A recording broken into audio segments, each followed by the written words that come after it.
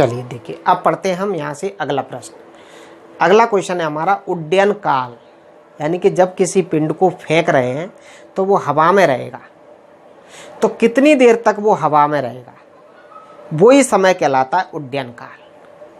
ठीक है, तो उड्डयन काल किसे कहते हैं और इसके लिए सूत्र स्थापित कीजिए। तो मैं लिख रहा हूं क्वेश्चन, उड्डयन काल। उड्डयन काल इंग्लिश में बोलते हैं टाइम ऑफ फ्लाइट। ठीक है, तो देखिए उड्डयन काल क्या होता है, समझना, चित्र वही बनाएंगे आप। ये एक्स अक्ष, ये वाई अक्ष, अब आप समझ गए होंगे।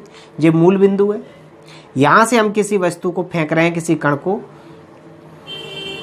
तो ये इसका प्रारंभिक बिंदु, ये इसका उच्चतम बिंदु, और ये फिर पृथ्वी तल। ठीक है, तो देखिए किसी पिंड को या किसी वस्तु को प्रारंभिक बिंदु से उच्चतम बिंदु तथा उच्चतम बिंदु से पृथ्वी तक आने में लगे समय को उड्डयन काल कहते हैं। किसी वस्तु को प्रारंभिक बिंदु से उच्चतम बिंदु और उच्चतम बिंदु से पृथ्वी तक आने में लगे समय को उड्डयन काल कहते हैं। ठीक है, एक चीज और समझ लीजिए, जैसे किसी भी वस्तु को हम ऊपर फेंकते हैं तो जितना समय उसको ऊपर जाने में लगता है उतना ही समय वापस आने में लगता है। यदि कोई वस्तु ऊपर जाने में 10 सेकंड का समय लेती है तो वापस आने में भी 10 सेकंड का ही समय लेगी। ठीक है, जाते समय देखिए एक चीज और समझ लो, जैसे वस्तु जो पृथ्वी से हमने ऊपर को फेंकी, यहाँ पर उसका वेग था 20, जी इधर रह गया 10, इधर रह गया 5 और यहाँ पर जाके हो गए 0। तो ये तो जाते समय उसके वेग है। ये हमारा ए बिंदु, ये बी बिंदु, ये सी बिंदु और ये डी बिंदु। जाते समय ए बिंदु पर उसका वेग था 20, बी पर 10, सी पर 5 और डी पर 0। आते समय जब वस्तु वापस आएगी तब भी उसका बी बिंदु पर आते समय सी बिंदु पर उसका वेग इतना ही होगा, बी बिंदु पर उसका वेग उतना ही होगा, ए बिंदु पर उसका वेग उतना ही होगा। पृथ्वी से जब टकराएगी तो पृथ्वी से जितने वेग से ऊपर जाती है, लौटते समय भी वो पृथ्वी से उतने ही वेग से टकराएगी। ठीक है, तो दो चीज ध्यान रखना, जितना समय जाने में लगता है उतना ही समय वापस आने में। ठीक है, जाते समय प्रत्येक बिंदु पर जितना वेग होता है, वापस आते समय भी प्रत्येक बिंदु पर वस्तु का वेग उतना ही होता है। ठीक है, तो चलिए देखिए उड्डयन काल की डेफिनेशन अब हम लिखते हैं। प्रक्षेपण बिंदु से उच्चतम बिंदु और उच्चतम बिंदु से पृथ्वी तक आने में लगे समय को उड्डयन काल कहते हैं। तो देखिए किसी वस्तु को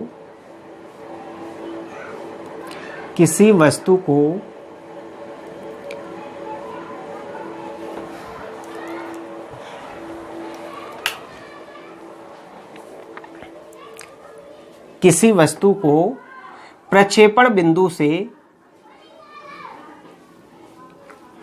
उच्चतम बिंदु तथा उच्चतम बिंदु से पृथ्वी तक आने में लगे समय को उड्डयन काल कहते हैं तथा इसे कैपिटल टी द्वारा प्रदर्शित करते हैं। ठीक है, अर्थात उड्डयन काल बराबर प्रक्षेपण बिंदु से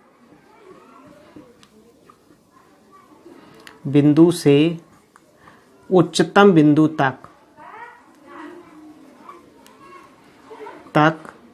जाने में लगा समय।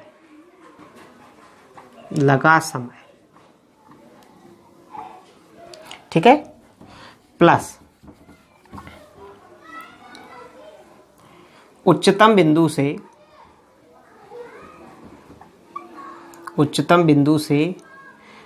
पृथ्वी तक आने में लगा समय। पृथ्वी तक आने में लगा समय। ठीक है, उड्डयन काल को हम मान लीजिए टी से लिखते हैं। तो प्रक्षेपण बिंदु से उच्चतम बिंदु तक जाने में स्मॉल टी समय लगता है फॉर एग्जाम्पल, तो वापस आने में भी कितना समय लगे स्मॉल टी। तो कैपिटल टी बराबर क्या आ जाएगा 2 इंटू स्मॉल टी, जिस समीकरण नंबर 1। ठीक है, मान लीजिए जाने में समय टी लगा तो वापस आने में भी टी लगेगा, और टी प्लस टी मिलकर 2t। ठीक, चलिए अब मैं इसका चित्र बना रहा हूं।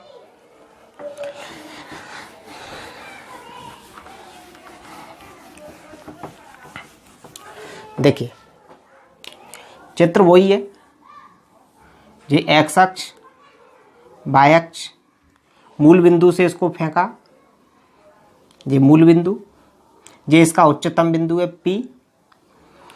एक्स अक्ष पर वेग को क्या हो जाएगा u cos थीटा, क्योंकि इसको u वेग से फेंका है, कितने कोण से, थीटा कोण से। वाई अक्ष पर वेग क्या हो जाएगा इसका u sin थीटा। एक्स अक्ष पर गुरुत्वीय त्वरण कितना होता है 0, वाई अक्ष पर गुरुत्वीय त्वरण कितना हो जाएगा -g, क्योंकि नीचे से फेंका है। ठीक है, तो ये हमारा चित्र बन जाएगा। हम लिखेंगे माना किसी वस्तु को प्रारंभिक वेग स्मॉल u से क्षैतिज से थीटा कोण पर प्रक्षेपित किया गया है। स्मॉल t समय पश्चात कण उच्चतम बिंदु P पर पहुंच जाता है। तो देखिए माना किसी कण को या किसी वस्तु को क्षैतिज से थीटा कोण पर स्मॉल u वेग से प्रक्षेपित किया गया है। स्मॉल t समय पश्चात वस्तु उच्चतम बिंदु P पर पहुंच जाती है। उच्चतम बिंदु P पर पहुंच जाती है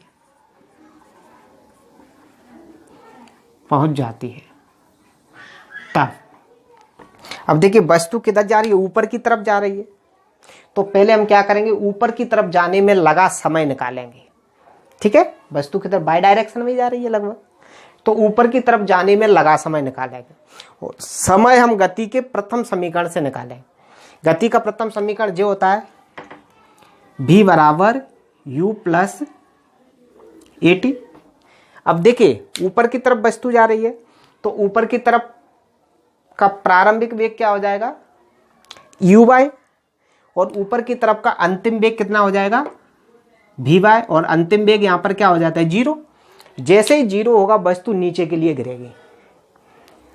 ठीक है, वस्तु ऊपर को जा रही है तो प्रारंभिक वेग u/, और अंतिम वेग क्या होगा उसका v/, और जैसे ही ये वेग 0 होगा अब इसका ऊपर बढ़ना बंद हो जाएगा। जैसे ही 0 होगा ये नीचे की तरफ गिरने लगेगी। ठीक है, तो यहाँ पर वेग क्या हो जाएगा v/, बराबर 0।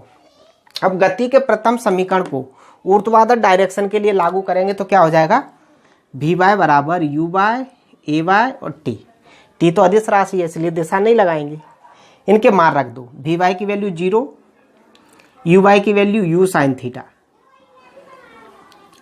प्लस a/, की वैल्यू -g, और t जैसे का।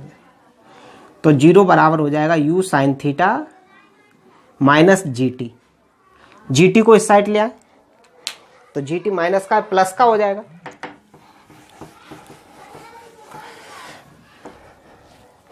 तो क्या आ जाएगा gt बराबर u sin थीटा।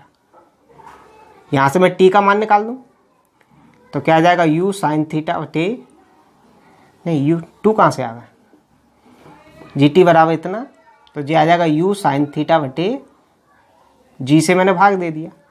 t का जो मान निकला है इसको समीकरण 1 में रख दो आप। ठीक है, t का मान कहां पर रख दे, समीकरण 1 में। t का मान समीकरण 1 में रखने पर, तो 1 में रखेंगे तो क्या आ जाएगा कैपिटल T बराबर 2 वहां पहले से है, t का मान रखेंगे तो u sin थीटा बटे g। तो ये उड्डयन काल के लिए सूत्र है। ठीक है, तो उड्डयन काल जो है वो वस्तु के द्रव्यमान पर निर्भर नहीं करता है। उड्डयन काल वस्तु के द्रव्यमान पर निर्भर नहीं करता है। उड्डयन काल किस किस चीज पर निर्भर करता है? कोण पर। ठीक है, थीटा पर। देखिए किसी वस्तु को हम फेंक रहे हैं, जैसे बंदूक से गोली चला रहे हैं। ठीक है, तो बंदूक से गोली चला रहे हैं तो गोली को, जो गोली है वो किस किस चीज पे निर्भर करेगी? वो हवा में रह रही है तो एक तो कोण पर निर्भर करेगी। यदि हम बंदूक को बिल्कुल क्षैतिज में ऐसे रख रहे हैं तो थीटा का मान कितना आएगा? 0। तो वस्तु हवा में रहेगी नहीं, सीधा जमीन से ही टकरा जाएगी, गोली सीधा जमीन से टकराएगी। कोण का मान यदि हम बढ़ा देते हैं, ऐसे कर देते हैं, क्षैतिज से बंदूक को ऐसे न रख के ऐसे कर दें, तो कुछ समय तक गोली हवा में रहेगी, फिर जाके गिर जाएगी। तो उड्डयन काल क्या होगा? कोण पर डिपेंड करता है। कोण का मान कम है तो उड्डयन काल कम होगा, कोण का मान बढ़ाते जाएंगे तो उड्डयन काल का मान भी बढ़ता जाएगा। यदि गोली को हम सीधा ऊपर की तरफ चला दें तो गोली अधिक समय तक हवा में रहेगी, क्योंकि बहुत अधिक ऊंचाई तक जाएगी और फिर वापस आएगी। ठीक है, तो उड्डयन काल का मान वस्तु के द्रव्यमान पर निर्भर नहीं करता है, सिर्फ कोण पर निर्भर करता है। ठीक है, चलिए अब आता है अगला प्रश्न। ठीक है, क्षैतिज परास। क्षैतिज परास। ठीक, तो देखिए क्षैतिज परास क्या होता है? परास मतलब होता है दूरी, क्षैतिज मतलब क्षैतिज दिशा में तय की गई दूरी। तो जब किसी वस्तु को हम क्षैतिज से किसी कोण पर फेंकते हैं तो वस्तु ऐसे जाएगी और जाके जमीन पर गिर जाएगी। तो क्षैतिज दिशा में उसने कितनी दूरी तय की है उसको बोलते हैं क्षैतिज परास। जैसे देखिए, ये एक्स अक्ष, ये वाई अक्ष, किसी वस्तु को हमने यहाँ से फेंका और यहाँ जाके वस्तु गिर जाती। तो देखिए वस्तु ने क्षैतिज दिशा में इतनी दूरी तय की है, तो ये कहलाएगा क्षैतिज परास। और इसको आर से दर्शाते हैं। आर का मतलब है यहाँ पर रेंज, रेंज यानी परास। तो वस्तु अपने उड्डयन काल में क्षैतिज दिशा में जितनी दूरी तय करती है, मतलब उड़ते हुए क्षैतिज दिशा में जितनी दूरी तय करती है उसे क्षैतिज परास कहते हैं। तो मैं डेफिनेशन लिख रहा हूं, कोई वस्तु अपने उड्डयन काल में क्षैतिज दिशा में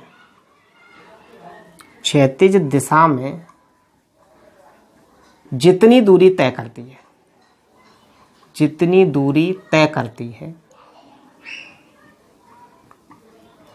उसे क्षैतिज परास कहते हैं। क्षैतिज परास कहते हैं तथा इसे कैपिटल आर द्वारा प्रदर्शित करते हैं। कैपिटल आर द्वारा प्रदर्शित करते हैं।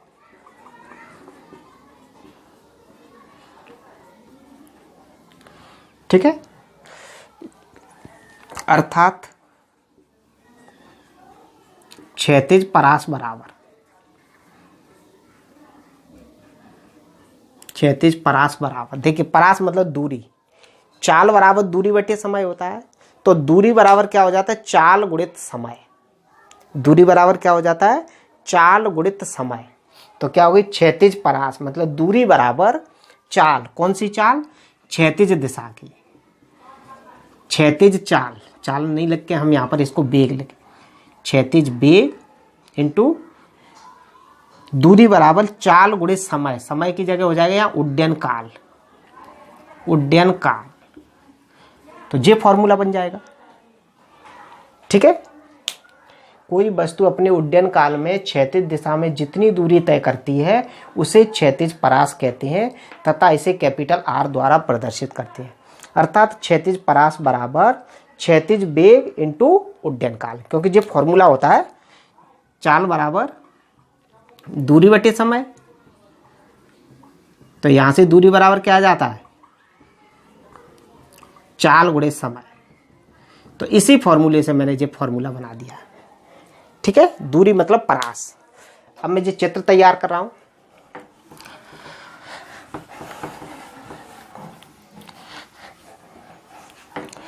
तो देखिए वस्तु को हमने u वेग से फेंका है, कितने कोण से फेंका है, थीटा कोण से। तो x दिशा का वेग कितना हो जाएगा, u cos थीटा। y दिशा का u y बराबर u sin थीटा। ax बराबर 0, a y बराबर -kg। समझ गए आप इसको? तो ठीक है। तो हम लिख देंगे कि माना किसी वस्तु को क्षैतिज से थीटा कोण पर स्मॉल u वेग से प्रक्षेपित किया गया है। ठीक है। पिंड अपने उड्डयन काल कैपिटल टी में, जो पूरा समय क्या कहलाएगा, उड्डयन काल कैपिटल टी, यहाँ तक का समय जे स्मॉल टी होता था और जे भी स्मॉल टी, तो दोनों को जोड़ के कैपिटल टी बराबर 2t बना था। तो इसको हम पूरा कैपिटल टी बोल देंगे। तो पिंड अपने उड्डयन काल कैपिटल टी में क्षैतिज दिशा में कैपिटल आर दूरी तय कर लेता है। इसको चाहो तो आप आर दर्शा सकती हो यहाँ पर नीचे। ठीक है। तो लिख रहा हूं, माना कोई वस्तु स्मॉल u वेग से क्षैतिज से थीटा कोण पर प्रक्षेपित की जाती है, प्रक्षेपित की जाती है। वस्तु अपने उड्डयन काल कैपिटल टी में, वस्तु अपने उड्डयन काल कैपिटल टी में क्षैतिज दिशा में कैपिटल आर दूरी तय कर लेती है, ठीक है। तो जे हम पूरी थ्योरी लिख लेंगे। तब नई लाइन से वही वाला फॉर्मूला जो मैंने अभी लिखा है, तब क्या हो जाएगा, तब क्षैतिज परास आर बराबर, वही फॉर्मूला लिखा था, आर बराबर, क्षैतिज परास को आर से लिखते हैं, क्षैतिज वेग, तो क्षैतिज वेग कितना हो जाएगा, u cos थीटा। ठीक है। इनटू उड्डयन काल कैपिटल टी, टी का मान रख दो, टी का मान हम जानते हैं, आर बराबर u cos theta into T का मान है 2u sin थीटा बटे जी। पिछले क्वेश्चन में हमने उड्डयन काल पढ़ा है। ठीक है। चाहो तो यहाँ लिख देना, चूंकि टी बराबर 2u sin थीटा बटे जी होता है। जी साइड से लिख देना, मेरे पास जगह नहीं है। आर बराबर, देखिए u का u से गुणा हो जाएगा तो क्या बन जाएगा, u square 2 sin theta cos theta, ऐसे लिख दो 2 sin थीटा cos थीटा और बटे जी, जैसे का जैसा। देखिए u का u से किया u स्क्वायर, फिर 2 sin थीटा cos थीटा और बटे जी।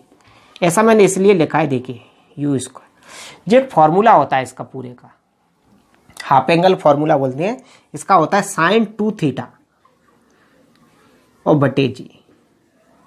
ठीक है। जो त्रिकोणमिति में मैं आपको पढ़ा दूंगा, यहाँ लिख देना इसके आगे, चूंकि sin 2 थीटा बराबर होता है 2 sin थीटा cos थीटा। ठीक है। तो जी हमारा क्षैतिज परास के लिए व्यंजक आ गया। ठीक है। यही क्षैतिज परास के लिए व्यंजक है। अब देखिए, इसके बाद हम निकालेंगे अधिकतम क्षैतिज परास। इसी में अधिकतम क्षैतिज परास, अधिकतम क्षैतिज परास जे क्या होता है।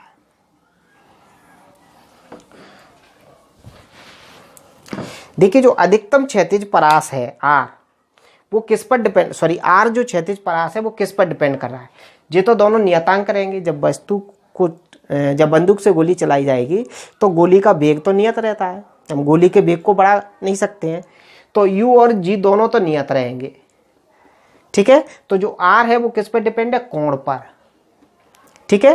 कि कोण का मान यदि बढ़ा दें तो साइन का मान बढ़ जाएगा, लेकिन कोण को भी हम कितना बढ़ा सकते हैं, तो r का मान अधिक से अधिक हो, इसके लिए sin 2 थीटा का मान अधिक से अधिक होना चाहिए। तो इसको हम ऐसे लिखेंगे, कैपिटल R के अधिकतम मान के लिए, अधिकतम मान के लिए के लिए sin 2 थीटा का मान अधिकतम होना चाहिए, अधिकतम होना चाहिए, यानी sin 2 थीटा का मान अधिक से अधिक हो। और sin 2 थीटा का अधिकतम मान कितना होता है, जो आप पढ़ोगे वैसे त्रिकोणमिति में है, sin थीटा का जो मान होता है वो अधिकतम होता है +1 और न्यूनतम -1, यानी कि साइन में कोण कुछ भी ले लो, इसका अधिकतम मान आएगा +1 और कम से कम -1, यानी साइन का मान -1 से +1 के बीच में होता है। तो r का मान अधिक से अधिक चाहिए, तो साइन का मान अधिकतम कितना ले सकते हैं हम, +1 ले सकते हैं, क्योंकि +1 से ज़्यादा होता ही नहीं है। तो क्या हो जाएगा, इसलिए sin 2 थीटा बराबर कितना हो जाएगा, +1। अब साइन में +1 वैल्यू किसकी होती है, 90 की होती है, साइन 90 की। दोनों तरफ साइन से साइन हट जाएगा, तो 2 थीटा बराबर कितना आ जाएगा, 90, थीटा बराबर 45। तो यदि किसी वस्तु को हम क्षैतिज से 45 डिग्री के कोण पर फेंकें, यदि किसी वस्तु को हम क्षैतिज से 45 डिग्री के कोण पर फेंकें, तो वो वस्तु क्षैतिज दिशा में सबसे अधिक दूरी तय करेगी। मतलब जो हुआ कि जे क्षैतिज और जे ऊर्ध्वाधर, यदि वस्तु को हम क्षैतिज से 45 डिग्री के कोण पर फेंकें तो वस्तु क्षैतिज दिशा में सबसे अधिक दूरी तय करेगी। यदि कोण का मान 45 डिग्री से हम कम कर दें या ज़्यादा कर दें तो वस्तु फिर उतनी दूरी कवर नहीं कर पाएगी। 45 से ज़्यादा कर देंगे तो वस्तु जाके पहले ही गिर जाएगी, 45 से कम कर देंगे तब भी वस्तु जाके पहले ही गिर जाएगी। तो किसी भी वस्तु को जब हमें अधिकतम दूरी तक फेंकना है तो उसको क्षैतिज से 45 डिग्री के कोण पर फेंकना चाहिए। ठीक है। तो जो फुटबॉल में जो बॉल को किक करते हैं, तो यदि वो बॉल 45 डिग्री के कोण पर किक हो जाती है तो वो बॉल सबसे अधिक दूरी पर जाके गिरती है। ठीक, चलिए मैं इसमें आगे और लिखूंगा, अर्थात इसके आगे, अर्थात अधिकतम क्षैतिज परास के लिए वस्तु को 45 डिग्री के कोण पर फेंकना चाहिए।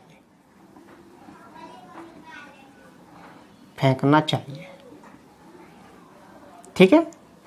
तब अधिकतम क्षैतिज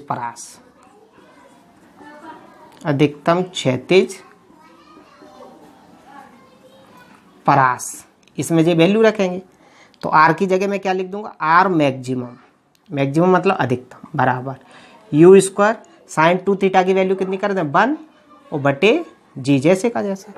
इसको और सॉल्व करूंगा तो क्या बन जाएगा, आर मैक्सिमम बराबर यू स्क्वायर बटे जी।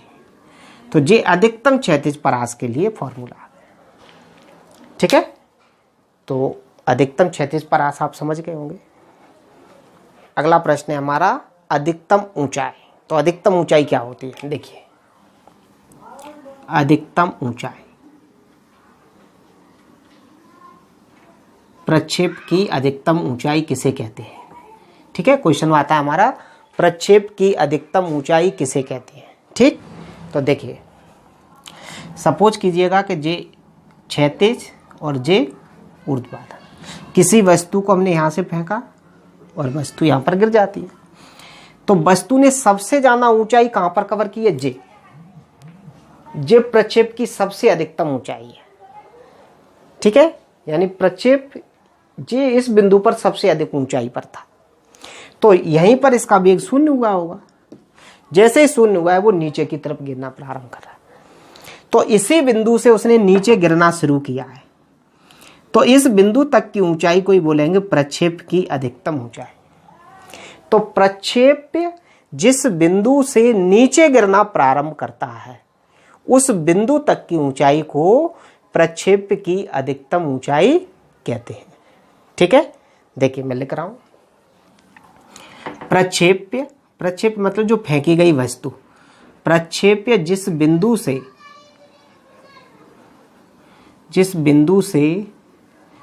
नीचे गिरना प्रारंभ करता है उस बिंदु तक की ऊंचाई को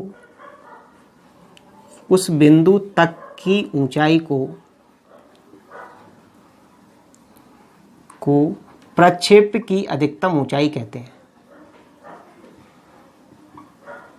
अधिकतम ऊंचाई कहते हैं।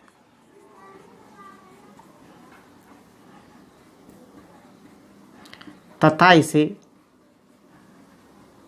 कैपिटल H द्वारा प्रदर्शित करते हैं।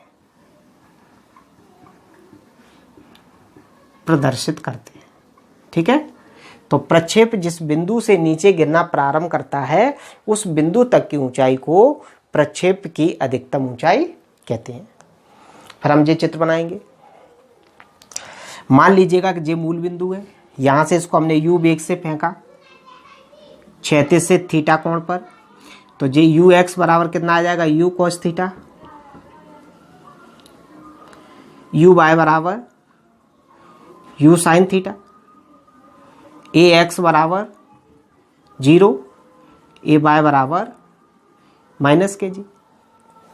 ठीक है, फिर वही थ्योरी लिख देंगे कि माना किसी वस्तु को क्षैतिज से थीटा कोण पर स्मॉल u वेग से प्रक्षेपित किया गया है। ठीक है,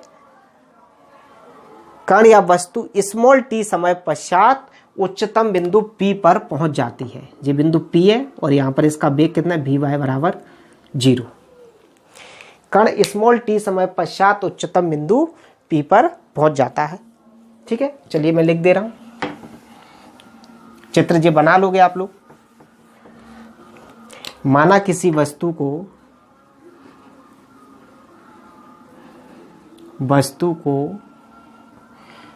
क्षैतिज से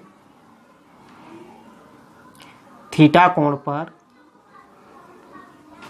स्मॉल u वेग से प्रक्षेपित किया गया है।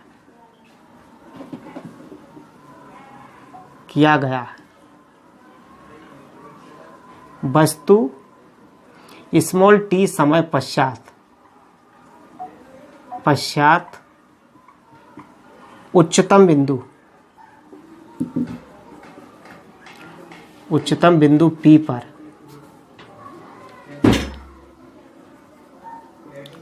पहुंच जाती है। तब देखिए हमें ऊंचाई ज्ञात करनी है, मतलब क्षैतिज ऊर्ध्वाधर दिशा में तय की गई दूरी ऊंचाई कहलाएगी। तो ऊंचाई हम यहाँ गति के द्वितीय समीकरण से भी निकाल सकते हैं और तृतीय समीकरण से भी निकाल सकते हैं। यदि हम द्वितीय समीकरण से निकालेंगे तो थोड़ा सा बड़ा हो जाएगा और तृतीय समीकरण से निकालेंगे तो छोटा पड़ेगा। तो मैं यहाँ पर ऊर्ध्वाधर दिशा में गति का तृतीय समीकरण लगा रहा हूँ। ठीक है, तो ऊर्ध्वाधर दिशा में गति के तृतीय समीकरण से, ऊर्ध्वाधर दिशा में गति के तृतीय समीकरण से क्या होता है, वैसे v² बराबर u² प्लस के 2as। यहाँ पर ऊर्ध्वाधर में लगाएंगे तो vy बराबर uy ay और ये sy का है। ठीक है, सबकी वैल्यू रख दो। देखिए vy का मान कितना हो जाएगा, 0 दिया है तो 0 बराबर 0 का वर्ग भी 0 ही होगा, uy का मान u sin थीटा और इस पर वर्ग है तो वर्ग, प्लस 2 ay का मान -g sy का मान h, यानी ऊर्ध्वाधर दिशा में तय की गई दूरी। तो ये कितनी हो जाएगी, h हो जाएगी। यहाँ पर 0 बराबर अलग अलग कर दें square, u² sin square theta और ये हो जाएगा -2gh। इसको इधर ले आएंगे तो प्लस का हो जाएगा 2gh, तो ये आ जाएगा 2gh बराबर u² sin स्क्वायर थीटा। या यहाँ से मैं h का मान निकालूं तो ये आ जाएगा u² sin स्क्वायर थीटा बटे 2g। तो ये अधिकतम ऊंचाई के लिए सूत्र आ गया। प्रक्षेप की अधिकतम ऊंचाई के लिए व्यंजक है। ठीक है, तो हमारा ये क्वेश्चन यहीं पर समाप्त होता है, लेकिन थोड़ा सा और निकालेंगे। अब प्रक्षेप को कितने डिग्री के कोण से फेंकें कि वो सबसे ज़्यादा ऊंचाई प्राप्त करें, यानी प्रक्षेप को हम कितने डिग्री के कोण पर फेंकें क्षैतिज से कि वो अधिक से अधिक ऊंचाई तक जाए। ठीक है, हमें किसी वस्तु को या बंदूक से गोली चलानी है और ज़्यादा ऊंचाई तक चलानी है, तो इसको हमें कितने डिग्री के कोण पर रखें वस्तु को क्षैतिज से कि वो सबसे अधिक ऊंचाई तक जाए। ठीक है, तो देखिए h का मान अधिकतम होने के लिए ये u और 2g तो नियतांक है, थीटा का मान अधिकतम होना चाहिए, मतलब इसकी वैल्यू अधिकतम होनी चाहिए साइन स्क्वायर थीटा की। और साइन का अधिकतम मान आप जानते हैं कितना होता है, 1 होता है। तो मैं यहीं लिख दे रहा हूँ, h के अधिकतम मान के लिए, अधिकतम मान के लिए साइन स्क्वायर थीटा का मान अधिकतम होना चाहिए, इसकी वैल्यू अधिक से अधिक होनी चाहिए, तभी तो h का मान अधिकतम होगा, अधिकतम होनी चाहिए। और साइन का अधिकतम मान कितना होता है, इधर लिख लेता हूँ, साइन स्क्वायर थीटा का अधिकतम मान होता है +1, क्योंकि आप जानते हैं चूंकि साइन थीटा की जो वैल्यू होती है वो अधिकतम +1 और न्यूनतम -1 होती है। ठीक है, नई लाइन से साइन स्क्वायर थीटा बराबर, साइन में ये वैल्यू किसकी होती है, सॉरी इसका वर्गमूल ले ले पहले, तो साइन थीटा बराबर 1 आएगा। साइन थीटा बराबर, साइन में ये वैल्यू किसकी होती है 1, साइन 90, दोनों तरफ साइन से साइन हट जाएगा, तो थीटा बराबर कितना 90। तो यदि किसी वस्तु को हम क्षैतिज से 90 डिग्री के कोण पर फेंकें, तो जी हमारा क्षैतिज है और 90 डिग्री का कोण बनेगा जी, तो जस्ट ऊपर के लिए फेंकें तो वो सबसे अधिक ऊंचाई तक जाएगी। तो यदि किसी वस्तु को क्षैतिज से 90 डिग्री के कोण पर फेंका जाता है तो वो अधिकतम ऊंचाई तक जाती है। ठीक है, तो हम लिख सकते हैं अर्थात अधिकतम ऊंचाई के लिए, अधिकतम ऊंचाई के लिए, ऊंचाई के लिए वस्तु को क्षैतिज से 90 डिग्री के कोण पर फेंकना चाहिए, फेंकना चाहिए। ठीक है, इसलिए अधिकतम ऊंचाई,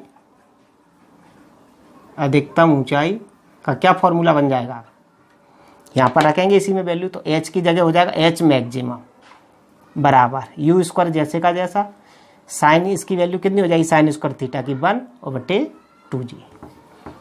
ठीक है, इसको और मैं साफ कर दूँ, सॉल्व कर दूँ, तो ये आ जाएगा u स्क्वायर बटे 2g। ये हमारा अधिकतम ऊंचाई के लिए फॉर्मूला आ जाता है। ठीक है, पसंद आया है तो कमेंट करें, नहीं पसंद आया तो कमेंट करके बताएं।